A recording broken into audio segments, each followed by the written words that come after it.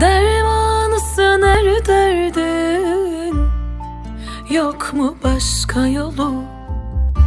Biraz daha gül bari, son bir çarem olur. Uyanmak zor sensiz, gel de rüyalara sor. Kendime zor geldim,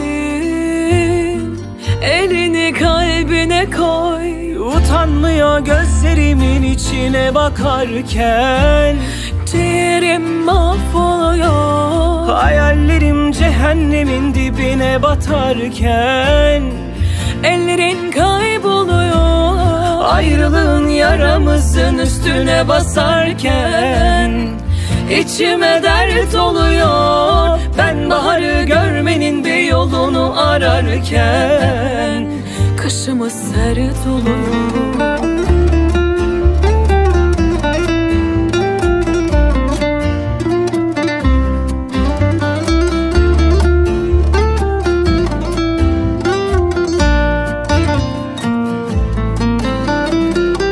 Dermanısın her derdim, yok mu başka yolu?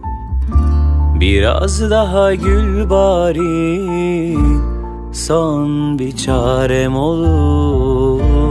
Uyanmak zor sensiz, gel de rüyalara sor. Kendime zor geldim,